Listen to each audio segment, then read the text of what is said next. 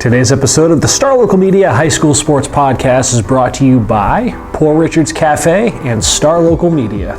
Poor Richard's Cafe, Plano's oldest restaurant since 1973. They are open daily from 5:30 a.m. to 2:30 p.m., serving the three most important meals of the day: breakfast, lunch, and dessert. It is true Texas home-style cooking made with love and grit. That is Poor Richard's Cafe, located off of Avenue K in Plano.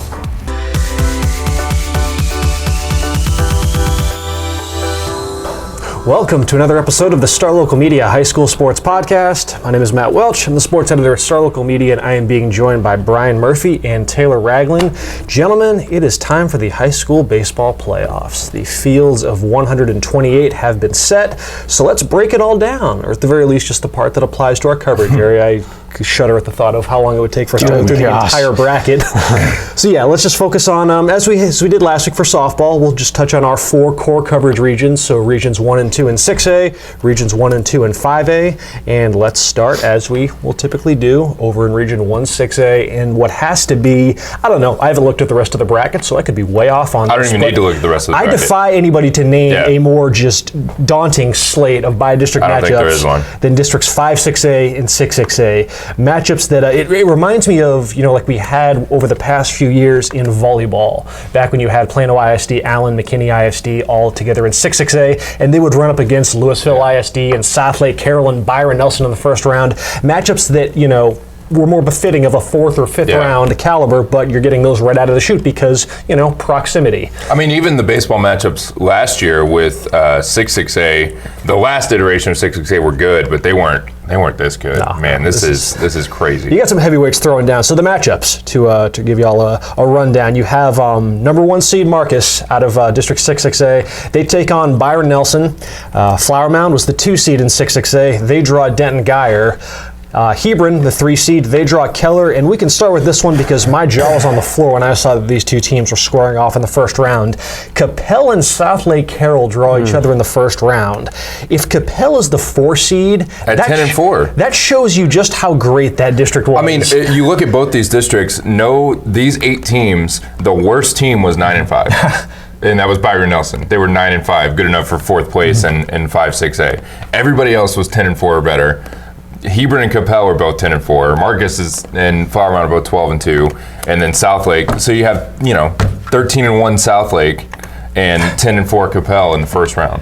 Yeah, Capel is not a team that's I can't even remember the last time they've ever been a 4 seed. This is a program that's made the playoffs now for 15 straight years. A team that is annually has expectations of going to regional tournaments and beyond and whatnot. And they that's the plight of being a 4 seed. Though, is you get a district champion right out of the chute. And Capel obviously had a say in its in where it finished. They did tie for Hebron. They did tie for 3rd, I should say, with Hebron at 10-4. And then they played a seeding game over the weekend, and that went horribly for Capel.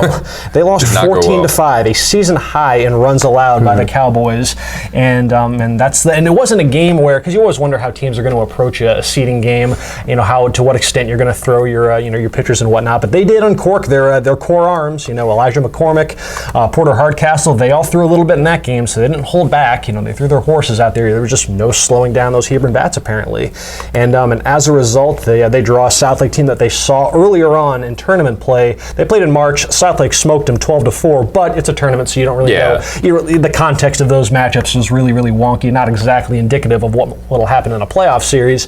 But so just to kind of size up where this Capel team is at entering the playoffs, is me and Taylor are going to have to kind of do our makeshift Justin Thomas impression for this podcast with him being on vacation this week. So we'll try to do due diligence and at least cover his litany of schools the best we can. Capel enters this game. There's one type of game out there that Capel, for all of their greatness and all of their brilliance, there's one type of game where Capel has struggled this season, at least in district play. You look at that 10-4 record, all 4 of those losses have come in games where they scored 3 runs or less. So being able to find ways to scrape out a W on nights when the offense just isn't clicking, that's proven troublesome for them. They're just 1-4 overall in district in games where they scored 3 runs or less. They got that one win against Irving, 2-1. Not exactly an opponent that'll be indicative of what you have in store with Southlake, and so that just really puts that kind of lets you know what needs to work in Capel's favor for this series. They're going to need big games at the plate. plate. When you're, from your usual stalwarts, guys like Hudson Polk and Walker Polk, Blake Jackson, Nick, Vernars. I mean, guys that have been their linchpins, just year in, year out. And it's notable though because you look at their struggles in low scoring or games where their offense has trouble scoring. They're probably going to have to confront that at some point in this series because Southlake's pitching and defense is lights out. That's their thing. So Capel enters this game on a 7-game winning streak. They have gone, however, 9 straight games without multiple runs allowed. Yeah. So 9 straight games of either allowing 1 or 0. If you can scratch across multiple runs against Southlake, you've had an above-average performance as of late, it seems. Guys like Cutter Sipple, Joe Stieber among the names to watch for that Southlake pitching staff. And you're drawing a Southlake team that is, they're the reigning state champions. Yep. Well, the problem is they can hit a little bit too, because you mentioned the however many 9 straight games with 1 or fewer runs. I mean, the last time they didn't, they won 5-2 and 8-6 against Byron Nelson in 2 games. So it's not like they have to. That's just how they like to beat you. But I mean, they can swing it too. Obviously, it is worth throwing out the caveat though that this is not the state championship team. They did graduate a ton. I believe they only have 3 returning starters. Yeah, 3 returning starters. So not exactly a team that's been through the fire of having won all those rigorous playoff series last year, but nevertheless a program that has more than enough pedigree and is obviously playing in a very good way right now. Just when you look at the caliber of the district and some of the teams that they've beaten en route to that 7-game winning streak, Southlake is not to be trifled with. So it'll be interesting to see what is in store for Capel this weekend. Ditto for a team like Marcus. Yeah, we can look at the other 1-4 matchup in this bi-district slate. Marcus draws a Byron Nelson team that is no stranger to being a 4 seed and no stranger to pulling an upset as a 4 seed. Yep, just did it last year against Allen. Just beat Fall Round in a non-district game not that long ago, April 19th. It looks like 7-2. Like I said earlier, 9-5. The worst, quote unquote, worst team of these districts at 9-5 in district play. But I mean, it's going to be a matchup for Marcus that's defined by their stud. By Blake Mayfield. I mean, they have Texas A&M signee, number 1 unquestioned on the Hill, goes 7 innings pretty much every time he rolls out there, hits in the middle of the order. So they're going to go as he goes. That's usually how it works for Marcus. Not that they don't have talent; they're a perennial postseason program. They have talent coming through and kind of replenishing the stockpile a little bit every single year, but. It's not a stretch to say that Blake Mayfield's going to define this series, especially when you consider, it's a 3-game series, starts at Marcus, and then moves to Byron Nelson for games 2 and a potential game 3. They get both of those on the road, so it's going to be even more important. I don't know if you decide to throw Blake Mayfield in the first game at Marcus. If you try to get a win without him at home, when you kind of have that kind of good feeling and good vibes starting the playoffs at home, and then try to get him to win one on the road. I don't know how you go about that, but the key for Marcus, not that they can't come back and win games 2 and 3 on the road, even if they drop the first one at home. But I think it's going to be really critical for the Marauders to come out and establish their presence early, I guess, and use that one home game to their advantage, win it, kind of leave no doubt, preferably if you're them, and then go on the road and know that you got to split, and that's much more doable than crap, we know we're the better team, but we're down 1. Anything can happen over these. We have to win both of these, and that's a situation you don't want to get into. But they earn the right, just like Southlake and a bunch of other teams that you win the district even though you're 12-2. You beat Flower Mound both times. I believe both were 2-1, so you win a couple really hard-fought postseason games really in district play to kind of earn the right to be the number 1 seed, and that's what you do it for. Byron Nelson's no easy task, I guess, but at least that for Marcus, if you're Marcus, you're more comfortable going in as that number 1 seed and taking on, the 9-5 team, but they're all good, man. The margins are so tight. You mentioned just the playoff info for that series. I forgot to mention what Capel and Southlake have. This is kind of an unorthodox schedule that they have. So the Southlake Capel series, game 1 will be Friday 7:30 at Southlake. Game 2 will be noon Saturday at Capel. And unlike when you hear traditionally if you play Saturday, okay, we're just going to play game 3 immediately afterwards. Nope. If there is a game 3, that one's going to be 7 o'clock Saturday night. So a nice little break for both teams, and it'll be at Dallas Baptist University. So the rare home neutral site.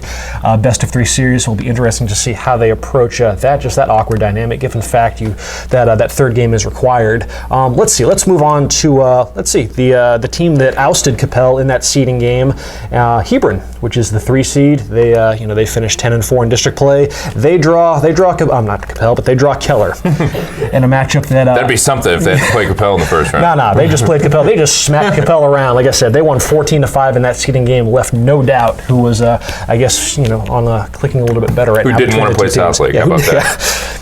And you look at just kind of how that win materialized for Hebron. It was one that the long ball was very much in fashion in that seeding game. Hebron totaled 4 home runs in that win over Capel. You got Dalton Bama, Diego Johnson, Brayton Matthews, Trent McCown, all going yard off of the Cowboys. They had 6 players with at least 2 RBIs. So just an absolute just bloodletting by that Hebron offense, and that is nothing that has been out of character for them. They Hebron's riding a 7-game winning streak, so they enter the playoffs on some pretty nice momentum themselves. However, a lot of those 7 wins had come against teams that were out of the playoff chase, your Irving ISD schools and your Louisvilles. So, nothing that would, nothing that would validate that momentum to the tune of being able to nearly run rule a powerhouse program like Capel.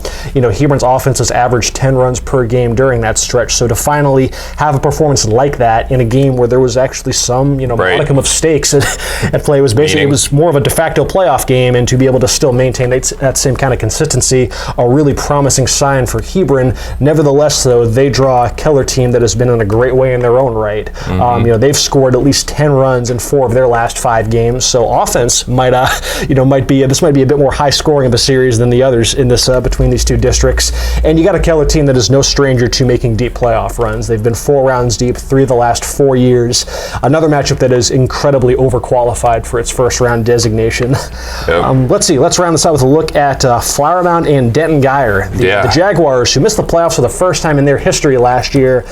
They are back and back with a vengeance. They finish as the 2 seed. They technically share the district title with Marcus, but for the sake of seeding, they will be the 2 seed, and they draw Denton Guyer. Yeah, and they draw Denton Guyer because, as I alluded to earlier, Marcus got them in a pair of 2-1 games, a couple of really tight games that I think are going to be indicative of, how this entire postseason matchup goes. But, it feels like we're repeating ourselves, but it's another team where, you look at Denton Guyer, the 3 seed, they're Denton Guyer. They're good every single year. They were 10-4 in district, came up just short against, kind of another seeding scenario where Keller gets the 2 seed, but you're not playing any normal 3 or 4 seeds in any of these matchups. Mm-hmm. So, for Flower Mound, it's going to be interesting because, we haven't even brought up the weather yet. But these 3-game series are already jumping all over the place. This one was originally supposed to be game 1 Thursday at Flower Mound, game 2 at Guyer, both at 7:30, game 3 at Irving MacArthur. They've now moved game 3 to DBU Saturday. I've also heard that if it starts to rain Thursday or Friday, they might move those to Allen if they can get them in over there. Wow. So,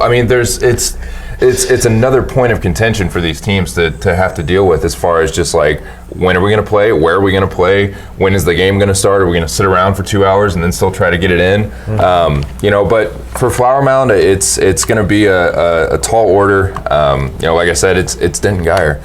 You think these 2-3 matchups are already going to be the close ones, and then you look at, a team like Flower Mound and a team like Denton Guyer. And what they both have, it seems like Flower Mound kind of runs out a little bit of a 1-2 punch with, I believe their names are Austin Wallens and Cam Brown. If I'm doing my best, JT here, I think those are the 2 guys that they usually run out. So I'm sure they feel good about their arms, but a little bit up and down coming into the postseason. So we'll see how they react, because those games against Marcus weren't that long ago, right at the beginning of April. They beat Capel 5-3 and 4-3 in a couple of really tight games. So those were huge. That was a big rebound, but then they lose to Byron Nelson in a non-district game, get to beat up on Irving MacArthur, and then lose to Colleyville Heritage in a non-district game, kind of a tune-up for the postseason. And no shame in that. Colleyville Heritage is a fantastic 5A team that we'll talk about later, as one of our teams avoided that fate in the first round. But yeah, it's just another one of those series where, how do you predict that? I see it going 3 games probably. I see them being all tight. I see it coming down to execution. That's kind of the name of the game in the postseason. Are your arms going to show up? Are you going to get the timely hit? That's kind of it's what's going to make the difference. So Man, this is. I wish I were JT almost this week because we have plenty of our own games to cover in Plano and softball and everything else. But man, all of these series are going to be fantastic. We've talked about all these heavyweight programs between these two districts. Brian, you've got a heavyweight program of your own that's embarking on what they hope is a nice and fortuitous and promising playoff run. Prosper. Prosper's out in Region 1 6A. We will get to Region 2 6A in earnest in just a bit, but Brian, what we've got you here, let's talk a little Prosper because of all the teams that we cover in 6A, that's one of the on the short list of programs that could seriously do some damage in the playoffs. Yeah, I got to say something on this podcast. I know, man. You're right? just sitting here, you're collecting cobwebs and stuff. So, I'm sorry to break it to you. I know y'all just mentioned these, awesome matchups in the first round. But Prosper doesn't have that marquee matchup in the first round. No offense, Lakeview Centennial, but it's the classic 1 versus 4 seed. Stranger things have happened, but and it is a 1-game series. Yeah. So it's Thursday night at McKinney North if the weather permits. Just where Lakeview wants them. But Lakeview has not played a team like Prosper. The closest thing to that is maybe Sachse, and Prosper beat Sachse earlier in the year. Sachse is a quality team for sure. But they're a quality team, but they're not Prosper. Prosper's a cut above for sure. And Prosper just had a little tune-up game against Southlake, and I was looking on Game Changer because Prosper's real secretive with their stats. Rick Carpenter has always been secretive with his stats. So, a lot of the district games, they'll have their last names, but against Southlake, it's the Prosper batting order is player A, player B, player C, player D. And then the pitcher, I got to say this is funny. Southlake, I guess whoever ran the Southlake Game Changer called Prosper's pitcher Meatball Man. Oh, no. And said he only pitched 1 inning. So what does that mean? Maybe I guess he was serving some meatballs out there. It was a 5-1 game. Give him 2 hits. Yeah, I mean, Southlake, but you can't look too much into that game. Southlake rolled out, like 12 batters in this game, but they're the district champs. They swept Allen, they beat Jesuit once. They're riding high right now. They had a brutal non-district schedule where they played teams like Byron Nelson and Coppell, teams like that.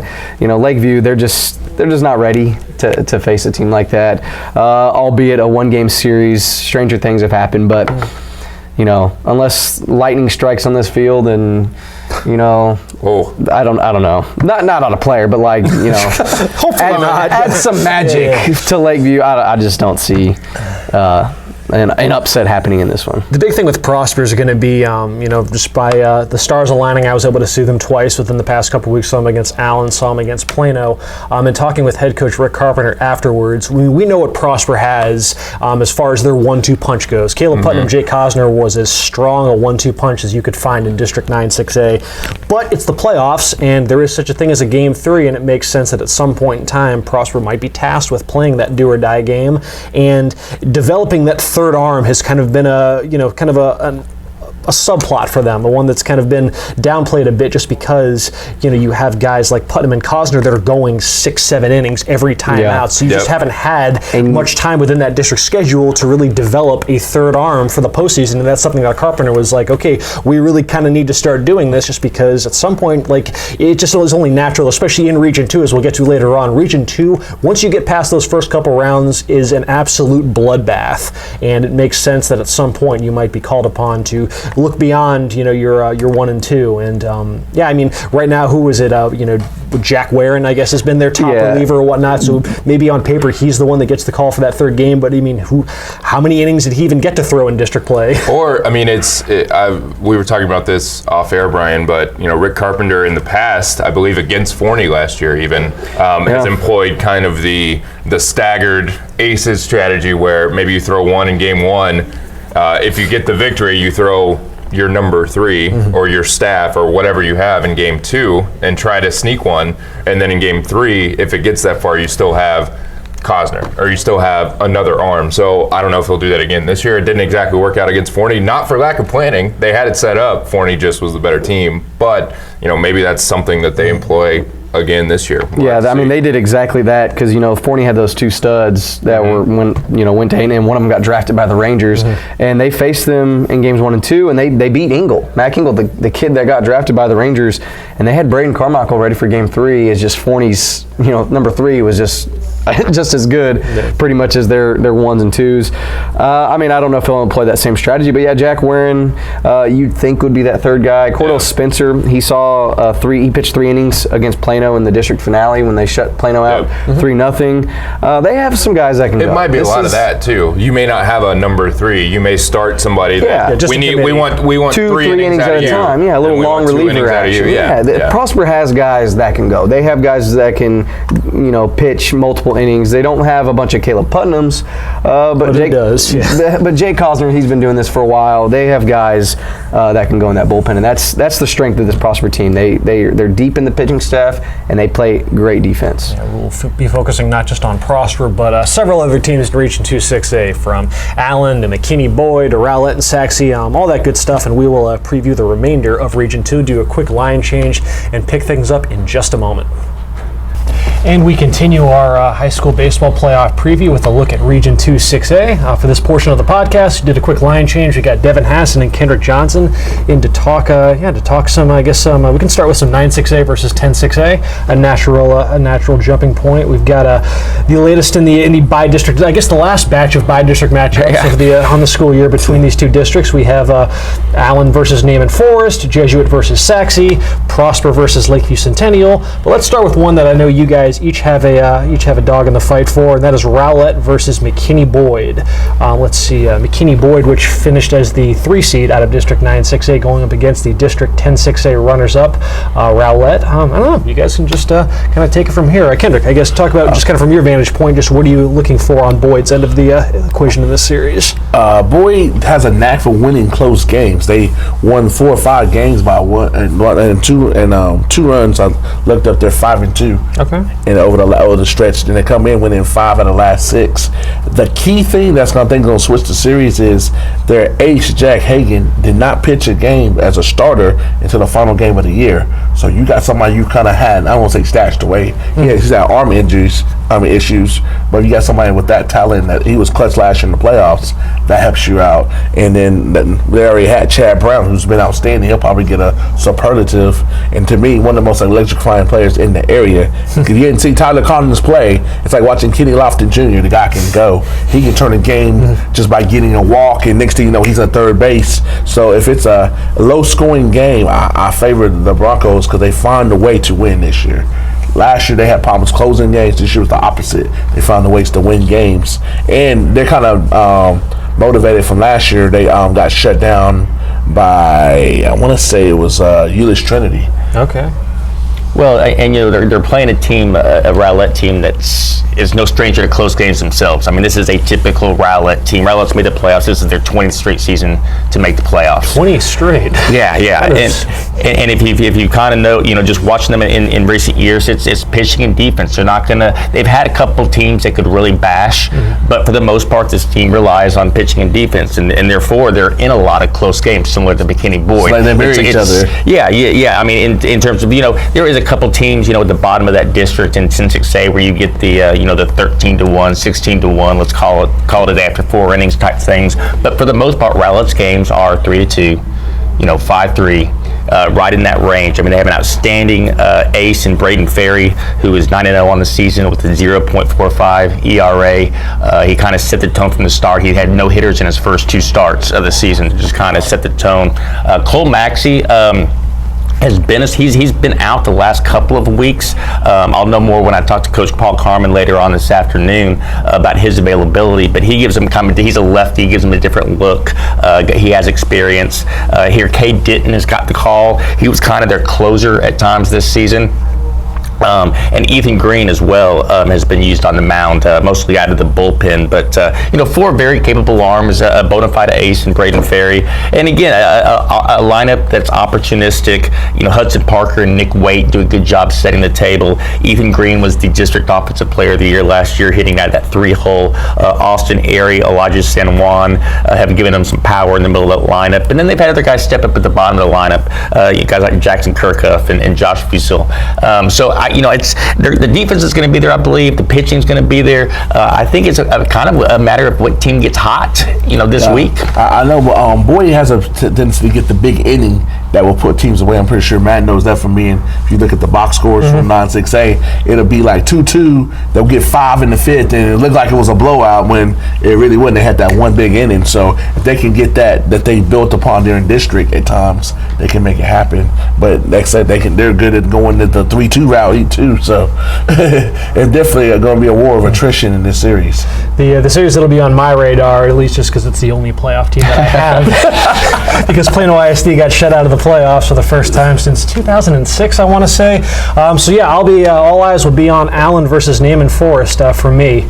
And for this, for this series, Allen finished second in the district, and they were. Allen had a really solid season. Once again, they won the district title the past 2 seasons. They were in position potentially to do so heading into, I guess, the penultimate series of District 9-6A play, and then old Prosper got them with the sweep. But hey, that's what Prosper will do. So nevertheless, though, Allen's still riding a pretty good share of momentum, though, as they embark on this playoff series against a Naaman Forest team that comes in, a little bit up and down to close out the season. They had losses, I guess, in 4 of their last 7, including a couple of teams that were outside the playoff picture. I'm not really sure if it's because in softball, you kind of could draw that line of demarcation from Wiley and Sachse and then everybody else. I'm not sure, Devin, what your read is on 10-6A. If there is that same sort of separation between the haves and the have-nots, or there's a little bit. I'll go. Ben Van Manen for Naaman Forest is an excellent starter. Okay. I saw him twice this year. He lost to Sachse. He beat Rowlett in a game that went 8 innings. But he's going to give him a legit chance to win that first game. Okay. Their pitching depth falls off, but they can also hit the ball. Nate Van Manen is Ben's obviously brother, and they hit there in that middle of that lineup, and that top 6 in that order has got some pop. They're certainly the underdogs, and you can just see by their resume. And again, they do have a fall off from that first starter to the second starter. But Naaman Forest isn't just going to roll down. They've kind of got a perennial playoff team tradition of their own over there, and so. You mentioned just pitching, and that's going to kind of be what's at least on my radar and how Allen approaches this series, because it's just been monitoring just kind of the way that their pitching has evolved throughout the course of the district schedule. You look at it's pretty much like half and half. So over the course of the first half of district play, they had a starter throw at least 5 innings in all of their first 7 district ball games, and then over the last 7 ball games, that only happened twice. So it wasn't really they use a collection of a lot of the same names. The name that obviously is first and foremost is Brett Tanksley, who was all-district first-team selection last year as a freshman. He's going to be an all-district first-teamer most likely again this year as a sophomore. He's been a rock most of the way. He has got hit a little bit these last 2 outings against Plano West and against Prosper. But then finding that second starter was always kind of the big question mark for this Allen team all season long. It looked like early on that they had something with Sean McVitie, and then they've kind of had to go to more of kind of a committee approach, with the in the non-Tanksley start during the week. Now they did get something in this, to kind of see if you're just looking to, I guess, a potential hot hand for this series. Nate Wadka shut out Plano West in the first matchup of their series last week, 1-0 complete game shutout. The first pitcher not named Tanksley to do so in district play. So hey, you know what? If that's a pitcher who's getting hot at the right time, perhaps he gets the start, in either game 1 or game 2 of the series. But beyond that, they've thrown over the second half of district play a total of 21 innings in relief. So guys like Jake Flowers, Nick Brackney, Jake Good, Sean McVitie has been used as a reliever now. They've got plenty of guys that it's not a team that's going to be throwing guys out there that have no clue what they're doing, because you do see some teams like Prosper. As good as Prosper was, that was kind of something that they were kind of concerned with, is developing that third arm to go to, just because their aces, Caleb Putnam and Jake Cosner, threw complete games just about every time out. Whereas you have a team like Allen, which granted they've had to go to their bullpen a bit more, but those guys have all got a ton of reps under their belt. So it'll be interesting to see how that kind of pans out for this series. Get those game 3s. I didn't think about that yet. Yeah. I've covered a team that lost game 1 in every series and won every series. And then as far as Allen's offense goes, they did keep a pretty similar lineup most of the way, but they did make a change, at least for that Plano West series, with moving Sam Haygood up into the leadoff spot, Evan Anderson up into the 2-hole, and then Joey Chrissy, Grayson Coltharp, their rocks at 3 and 4. Allen's offense has been pretty consistent. I don't really have a whole lot of concerns there. And that lineup change resulted in 8 runs scored, one of their highest outputs in district play. So at the very least, some nice momentum for that offense. After it looked like they kind of hit a little bit of a dry spell with only, I want to say, like 3 runs scored. They only scored, I want to say, 2 runs in the Prosper series, and then 1 run in their first game against Plano West. So maybe just to juice up the lineup a little bit more with a late season change. But nevertheless, yeah, we'll see if Allen can what it can do against Naaman Forest. And then Devin, you have Sachse going up against a mighty Jesuit. Yeah, we talked last week about Jack Lynch, as being our at least between me and Taylor Ragland, our pick for MVP in this district, and the guy who just when he's on the mound, like it's so tough to stop. Yeah. And who knows when the Rangers are going to throw him, game 1 or game 2? But nevertheless, just talk a bit about on the Sachse end of things, kind of how the Mustangs are looking right now. Well, Sachse rolled through this district, undefeated district champions, first time to ever go undefeated through district. In 14 district games, they gave up 15 runs total. Wow. 6 shutouts. I mean, Chase Alford has a 0.56 ERA, Blaine Chapman 0.60, and the thing is that wasn't even supposed to be their best pitchers. David Gonzalez was the district pitcher of the year last season, but wasn't 100%. So they basically kind of worked him in a relief role here as the season has gone on. So for these last 5-6 games, you'll see Alford or Chapman going 4 innings, 5 innings, well, sometimes 3 because the run rule is going to go into effect on some of those. And you'll see David Gonzalez come on and pitch 2 innings. And he's up to 28 innings on the season, 2.25 ERA. But that gives them 3 quality. If he's good enough to start, they already have 2 proven starters. If David Gonzalez is 100% ready to go, which it looks like he is just by the amount of work he's put in here the last couple weeks, that gives them 3 legitimate starters for a 3-game series. So even if you aren't able to solve Jack Lynch, you still have 2 very good arms. And I think Sachse is going to be able to put runs on the board. I mean, this is a team that hit 314 as a group. Chase Alford, I talked about on the mound, is hitting 429. He's got some power there, but you just go down their lineup. Dylan Beauty, Drake Herrera, Chase Cromer, Ty Fairley, Trent Dean, Hunter Ingram, all hitting better than 300. And even their guys that aren't, like Cameron Cromer, Robert Hines, Mark Anzaldua, they're all hitting 290, 295. I mean, it's just a good hitting lineup from top to bottom. They play smart. They've got 75 stolen bases in 32 games, so they put pressure on the other team when they're on base. And again, I think this is a team that's capable of making a nice run. I mean, Jesuit's going to be a challenge. Jesuit's got a very proud baseball tradition, and like you mentioned, perhaps the 9-6 most valuable player. But this Sachse's been here before. This is their 11th appearance in the last 13 years. I know one thing that they do have in their mind: they've never made it past the area finals, and they've had some talented teams. This, though, may be their best team ever under head coach Chris Burrow over there. Got to take care of the first one first. It should be a big challenge, but I think this is a Sachse team that certainly has the potential to go a couple of rounds. Yeah, Jesuit, just if you're looking at their district record of 9-5, they went 6-1 in Jack Lynch starts and 3-4 in the non-Lynch starts. So got to get that game against Prosper being the one. I assume that's okay. And I would say actually no, I take that back. Allen was the one. Oh, okay. They beat Prosper with Jack. Oh, okay. Yeah, wow. That was Prosper's first district They loss. kind of came on towards the end, second half of the district. Jesuit. I think they won 4 in a row, maybe to close out the regular season. Because I know when I was kind of looking at the field, with a couple of weeks left, Jesuit was right there in limbo. They were part of a multi-team battle, and then them and Boyd got into it for the 3rd spot. Actually, 8 straight games Jesuits won. But then again, the research means that can kind of that's just kind of the way the schedule broke. Where they rounded out the season against Plano, McKinney, and Plano East. The bottom 3 teams or whatever in the district. So that can just be how no disrespect to those programs. How the schedule breaks. Let's see. And then we have we can talk about 11-6A before we round this out. I'll look at Mesquite Horn as they embark on their first round series. They draw Waco Midway. Waco Midway. That'll be a tall order. Yeah. That's what all that. A Waco Midway team that I guess surged down the stretch to catch Belton for that district title. Horn will be battle tested. I mean, they play in a very good district with Rockwall Heath and with Rockwall and with Tyler Lee. And Horn was in a battle toward the end of the season. Had a must-win series against North Mesquite. They kind of put them over the hump, and then they split with Tyler Lee last week. But Shea Ellis is one of those guys that anytime you hand him the ball on the mound, he's going to give you a chance to win. He's a tough kid. He's a battler. He's going to keep you in the game. They've gotten some outstanding starts from Luke Guerra in recent weeks. Chris Rendon is another guy who can get him in a pitch.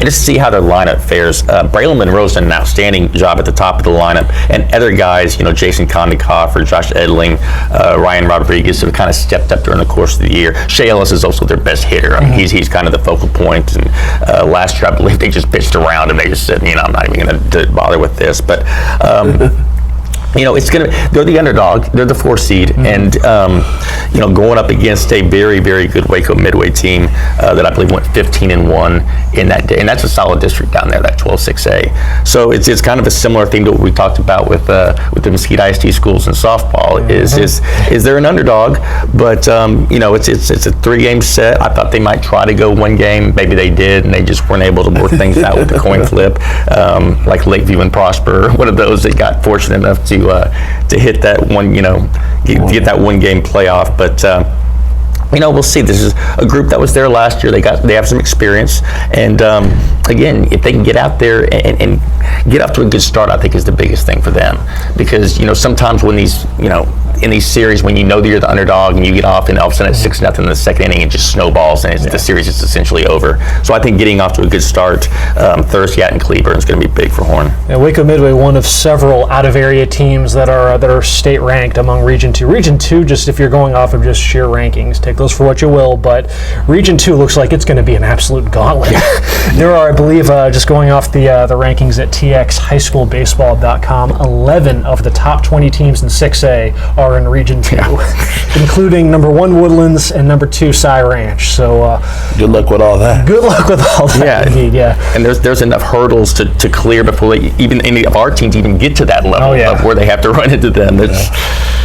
Should be some very, very spirited baseball over these next couple weeks in our coverage area. But obviously, still same to be said though for the happenings on Class 5A. So we'll do another quick line change and discuss all of everything in that end of the playoff bracket in just a moment.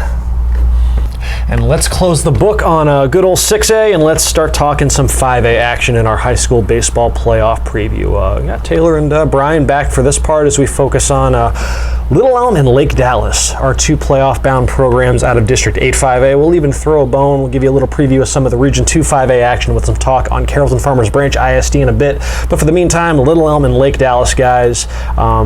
Little Elm, bound for the playoffs, they draw Fort Worth Brewer, and then Lake Dallas gets to renew an old district rivalry. They get Grapevine. These 2 teams met in the playoffs just a few years ago in 2016. It was Grapevine that squashed Lake Dallas's 2nd deepest playoff run in program history.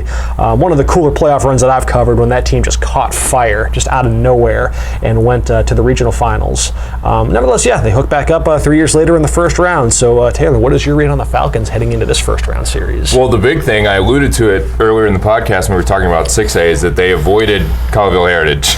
That's goal number 1, because they they entered the last week of district play off a win over Denton, which was a pretty good win for the program. They come into a series with Denton Ryan, lose on Tuesday, and it sets up a scenario where Ryan's 6-5, they're 5-6. There were some other 5-6 programs in the district, so they weren't sure how everything was going to shake out, but goal number 1 was we have to go win Friday and make sure we get 6-6, and we'll worry about everything else later. So they do. They go out and beat Denton Ryan 8-1. It sets up a play-in game that next Saturday. So they ended up playing Ryan 3 games in a row, and Lake Dallas is absolutely mauled Denton Ryan 11-0. A little bit like the contest not to have to play South Lake Carroll in the 5-6A and 6-6A matchup. This was to avoid having to play 7-5A 14-0 Colleyville Heritage, who I also alluded to earlier is beating Flower Mound, and that's a fantastic program,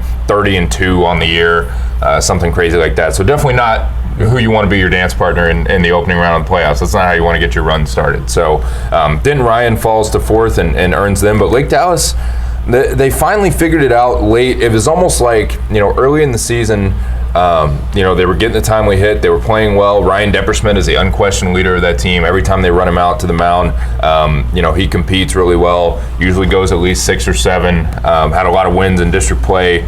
He leads off the order, so he's obviously the spearhead and kind of the guy that everybody looks to.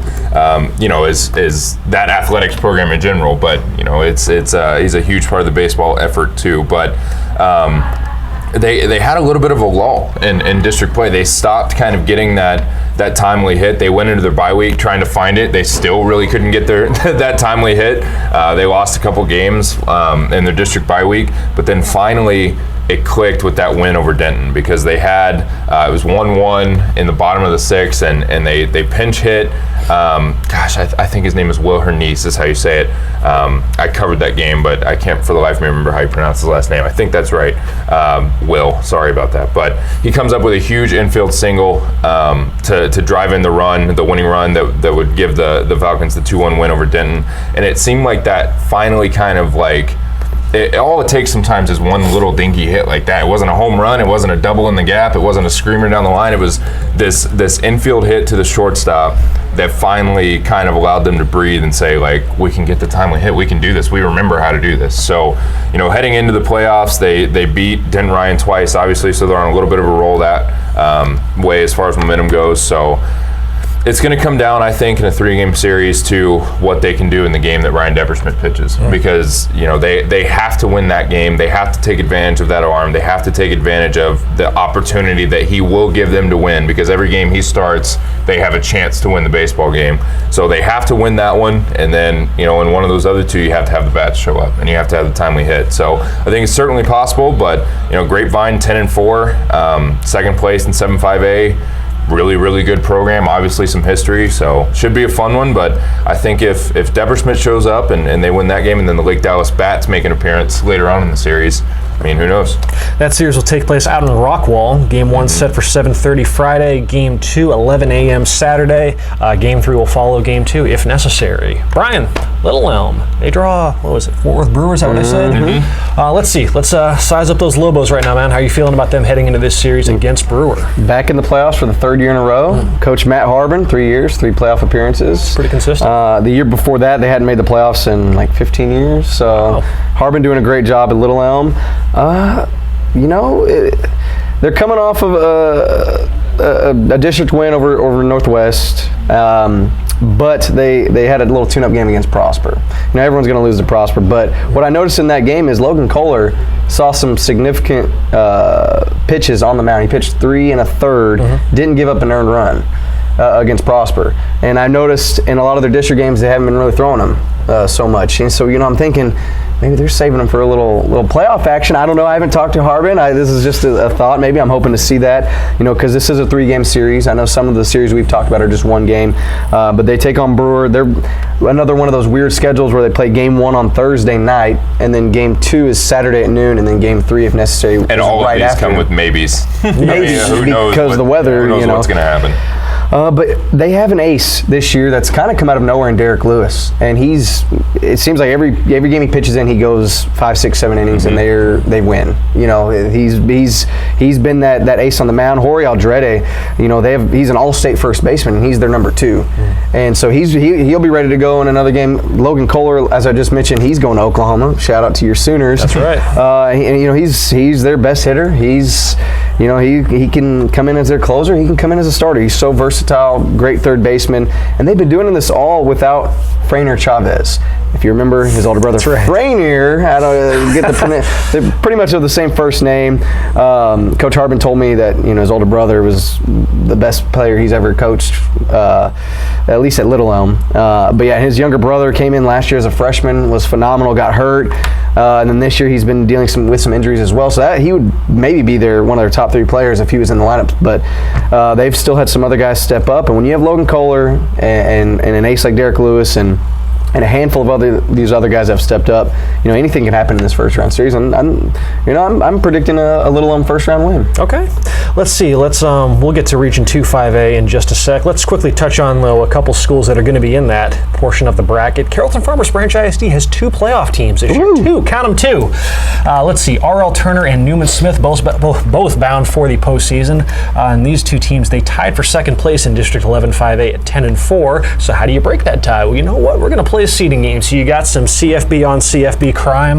Let's see. You had Newman Smith and R.L. Turner squaring off over the weekend for the rights to that number 2 seed, and Newman Smith left no doubt about it. They beat him 10-4. It was kind of odd how it worked because R.L. Turner and Newman Smith, they played each other in the regular season finale in a game that R.L. Turner won that one 6-5. Despite trailing at 1.5-0 after 2 innings in that game, they scored 6 unanswered runs. So you got to think maybe just from a sheer emotional standpoint, that might do a little something to Newman Smith having let a game like that slip away. And you look at kind of how R.L. Turner paved that victory. The top 4 in their order just came through in spades in that one. Lorenzo Martinez, Garrett Chandler, Ryan Benet. Sorry if I pronounced it 2 different ways, so one of them was the wrong one, obviously. Those 3 players had 2 hits in that game. To pace a 6-5 victory for R.L. Turner. That momentum proved short-lived, though. They turn right around on Saturday and play a game with seeding ramifications, and Newman Smith rides a 7-run 6th inning to a 10-4 victory. They got 13 hits. Their bats really, really woke up in that one. And again, lots of multi-hit games for guys like Christian Peralta, Jonathan Boyer, Dustin Longman, Caden Ortiz, and then Jared Bolden had 5 RBIs in that game. So nevertheless, yes, a huge bounce-back performance from Newman Smith, so they get the rights to the 2 seed, and that means a first-round matchup with Seagoville. Newman Smith, they are in the playoffs for the first time since 2016. They are seeking their second playoff win since 2010, so it's been a little while since Newman Smith's been able to string together much of consistency in the playoffs. Same applies to Seagoville, though. They're seeking their first playoff win since 2008, so something's got to give. For R.L. Turner, their draw is Adamson, and with these 2, these are programs which, somebody's streak of futility is going to get snapped this weekend, because you look at R.L. Turner, which made the playoffs for the first time in 30 years. Wow. So, hey, shout out to the Lions for being the ones to snap that drought. Very, very cool moment for that program, getting back into the postseason. They, again, as far as our records can tell, cannot recall the last time they had a playoff win. No playoff archive site that I've been able to go to has any record of them having won a playoff game within, prior to those 30 years. So nevertheless, though, R.L. Turner getting a chance to make a little bit of history. They do so against an Adamson team that has been a little bit more consistent as far as just qualifying for the playoffs goes, but they have only 1 playoff win since at least 1991. So another team that has been, through its own hardships in the first round. Interesting thing about that series too, I'm looking at the R.L. Turner Twitter feed. It looks like you're going to get 2 of those games at Irving MacArthur and 1 at R.L. Turner. Okay. So they get the 1 home game, game 2, squeezed in the middle. Looks like the other 2 at MacArthur. So, Adamson somehow doesn't get a home game. I don't know if they flipped for game 2 and decided 2 would be neutral. I don't know what the case was for how they decided. But, if you're looking at trying to win your first playoff series and in your first appearance since 30 years, it's a pretty good start to have the 1 home game of the series. So, again, weather permitting, with all of this, there's a huge caveat and a literal rain cloud hanging over every single one of these series, for the next 2 weeks. Yeah, that could be important for them. You've had Adamson, which entered last season as a district champion. They won their district last year, but they got bounced by a 4 seed in the first round of the playoffs. So maybe not the most far-fetched of outcomes for R.L. Turner this weekend, as they draw Adamson and seeking their first playoff win in quite a long time. Still a lot else as far as Region 2 5A goes. Tons of Frisco schools. You got McKinney North, Mesquite Poteet, all that good stuff, and we will close out the podcast with one more line change and talk about the rest of Region 2 5A in just a moment. All right, and we're back to round things out with 5A Region 2. This is the 5A Region 2 squad. I think we've established we're the final 3 for that region there, and deservingly so. I have the Frisco district. You have Mesquite Poteet kicking here in the first round of the playoffs, and then as always, McKinney North making the playoffs and everything. And everything, literally. 8 for 8 bracket sports, props to that program. Check out for my future. It's going to be on the McKinney North program this week in Sunday edition. Well, they have a tough task facing one of the hottest teams in District 9-5A. They're taking on Frisco Heritage. Is this ain't like the same thing for softball? It is. It is. They faced the hottest team, Lone Star, last week coming in. That was a good series. It was a good series. It went the distance. You were at two of those games. Yeah, North got the job done, 5-0 in a pivotal game 3 after losing 5-0 in a crucial game 2. So it's one of those things. But with this, the depths of these rosters will be tested. North has a big ace in Isaiah Rhodes. He's going to Southern Miss. He's been solid all year. I'd be shocked if he doesn't get superlative for all district. But North's offense is going to be the key. The Bulldogs can hit the ball, but sometimes it comes and goes. But they have good bets like Ezra Gore. They got Cam Constantine, quarterback of the football team. And Cam Constantine's still playing? Yeah, he's been there forever. He can only bat though because he had off-season shoulder surgery, so he's he's not behind. He's not catching. But you got a D1 player of that caliber on your roster. That's going to help you out. Well, and then they got my guy Sean Mansour, very clutch hit. They're top to bottom. They're one of those teams that you might have them down. You might be 1-0 and they're trailing in the 5th inning, and they get 6-7 runs, and boom, they got you. Okay, so they have that capability of putting up a monster inning. Well, they'll be facing in either game 1 or game 2. Another Division I pitcher that Heritage has. They saw that in that district, though. There's a couple in that district with the the Wiley Easts and Denisons had a couple of D1ers. They beat them both. So well, this D1 player that I'm referring to is Evan Vanek of Heritage. He's going to Texas A&M. He missed, a little more than the first half of district play. That's why Heritage struggled. Heritage started district play 0-4. They started the year 2-15. But he can't pitch every game though. So he can't. But they'll see that depth kind of shaky then. They'll see him there. But another one of the pitchers that they're going to see most likely is a player named Jacob Hood. He pitched a complete game shutout to clinch a playoff berth last Friday against Frisco Liberty. That game was 1-0. Last week, like I said, to clinch a spot in the postseason, and he struck out 13 batters in that game, and he's not even their ace. But Evan Vanek, he's back. He missed the first half of the season. Since he's been back, he's 3-0. That includes a complete game victory against Wakeland, the district champion. They only lost 2 games all year, and one of those losses was to this Frisco Heritage team that has been red hot down the stretch. They've closed out district play 8-1 in its last 9 games. I don't know if this is a team that that McKinney North wants to face here in this first round. I would miss not to add Zach Garza. He's been lights out. He's been the Friday pitcher. He's one of those guys that you watch him. It's like, he don't be doing nothing, but he get people out, so he's doing something. He's constantly getting outs. He don't have nothing flashy about his game. He just solid, and more importantly, he wins games. Well, there you go. That's the name of the game right there. Game 3, if this series goes 3, which it sounds like it got that sniff of, I don't know who they're going to throw out. I have a clue. I think that, but if I'm leaning somewhere, I'm leaning towards North. Simple fact, I think they have a deeper roster. They weren't going to leave no 13 yet. My man Coach Gaywood wouldn't be putting up with that. If that does indeed go to a game 3, that'll be played. They lost 13 out of 15 games to start the year. But I actually just talked to Coach Longanker earlier this morning, and he says the tournament games and then having to get things going so quick with the big district, you get district play going, you don't have, and they like I said, they had injuries to their ace and other guys to start the year. It's hard to get going, and a lot of these games were close losses. They played McKinney North early in a tournament game, and that was on a Saturday though. So you're throwing out different pitchers and different players that you might not basically they feel like we might be a 4 seed, but we really a 1 or 2. Not a 1 or 2. I'm talking about where they coming up in. They're not a traditional 4 seed. Let's just say, just like Frisco Lone Star softball, who played McKinney North, it's another situation where it's a district champ facing a team that's red hot, that has wins over programs like Lone Star, Reedy, and Wakeland. All 3 of those teams made the playoffs as well in Frisco. But before I dive into those teams, Devin, Mesquite Poteet. They're in the playoffs. Back for the first time in 3 years. Okay. This is an interesting Poteet team. I think, last year it was just Murphy's Law for them in the first part of district. Whatever could go wrong did go wrong. They had a number of 1-run losses. I mean, they were basically out of the playoff hunts halfway through the district season just because they dug themselves such a hole. But they started to figure things out late in the year. They won 5 of their last 6 games. They returned a lot of those same guys, and that's really kind of paid off this season. I mean, they've been Gilbert De Los Santos and Stephen Fink and Jackson Huber have all proven to be capable starters. Justin Clark and Omar Cerna coming out of the bullpen have been locked down. Their lineup.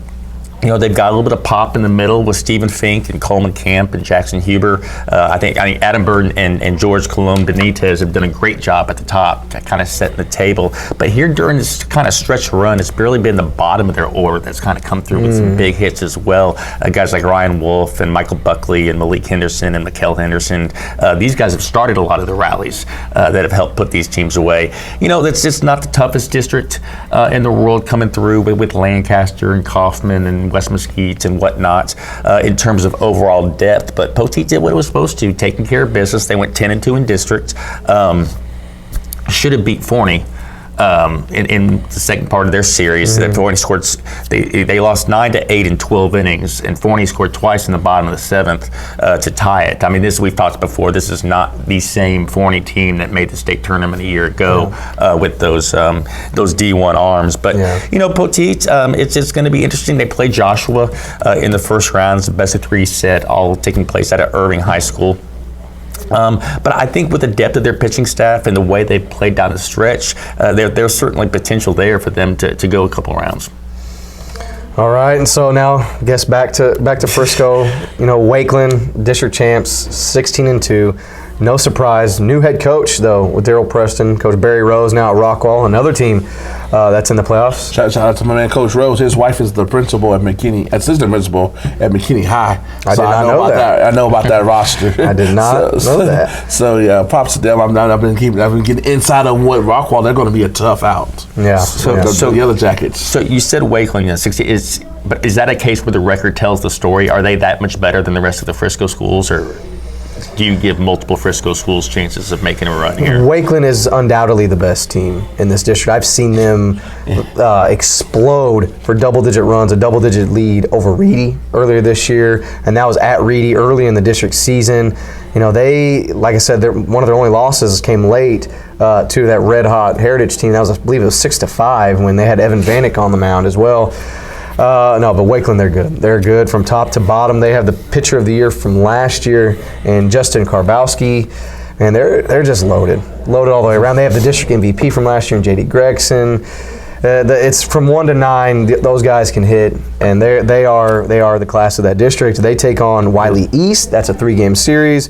Game 1 is Thursday at Wiley East. Game 2 at Wakeland. Game 3, if needed, Wiley East has the advantage. They'll play that one at East. But have you not noticed since the 10-5A and the 9-5, this is the first year that every one of these matchups, 10-5A, just I don't know how they're going to find a game, and a Frisco team or two get popped every time. Not every time, every time. And that kind of... we got a trend. We're talking about boys and girls. We're not even talking about us as gender. It sounds like you're bringing up Frisco Centennial softball getting swept by Denison, They said, who's the bomb squad, who? Seriously, I've been talking about the Bomb Squad for weeks, and Denison, with the upset over them, they take on Lone Star. Lone Star might have one of the best pitchers in the district as well, Ryan Bogus Jr. He's a Oklahoma State commit. I almost forget about him. There's so many aces.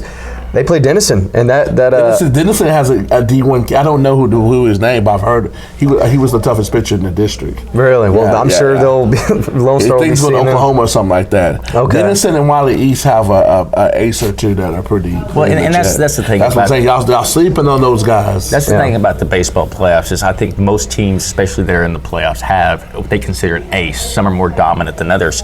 But if you can get that one with your ace, even if there's a fall off, once you get to game 3, anything can happen in terms of, because there's very few teams that have that 3 legitimate, top, starters. Way before I started covering North, they told me they beat Clayton Kershaw. They ended his career. They let him pitch. He throws a one-hitter.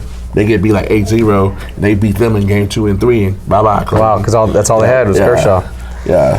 Huh. So that's like Devin says. We've been around for a while. We've seen this. It's all about momentum. Hey, Lone Star, they have some pitchers. Dylan De Leon, Ryan Bogus, like I mentioned, they have guys that can go. on the mound. Grant Hardy there as well. Should be interesting. But another team that has really good starting pitching, Reedy, they take on Lovejoy. Reedy in softball took on Lovejoy last week in a one-game playoff. This one's going to be a three-game series. Reedy playing very well right now, back in the playoffs for the second year in a row. Jordan Vyers, Kyler Haney, two good pitchers there. Haney, their ace. Josh Foskey, we know that name from football, their starting quarterback. He's been their closer. He's coming off a save in their district season finale where he struck out the side in that game. So when you have two quality starters and then a closer like that, a closer who can also pitch extended innings, it could be dangerous for a Lovejoy team. And then where does that leave us? That we touch on all of them? Heritage, McKinney North, Reedy, Lovejoy, Lone Star, Denison. Yeah, that's Frisco. I get confused as all the Frisco teams. Independence, I got to give a shout out to Independence. They were playing lights out all season long. Had a winning record the entire season and just kind of fell off a little bit. Their schedule tightened up facing Lone Star and Wakeland and those type of teams in the second half of district. They barely miss a playoff spot and they go 10-8. But that's a look at the All Frisco District, who takes on McKinney North, Frisco Heritage, and a little bit of look at Poteet as they're in the playoffs for the first time in 3 years. Make sure to stay tuned later Thursday for our second half podcast. What are we talking then? We're talking a little NFL draft. Talking a little softball, NFL draft, a little bit of everything. Yeah, switching things up later in the week. So make sure to stay tuned for that. And some flavor.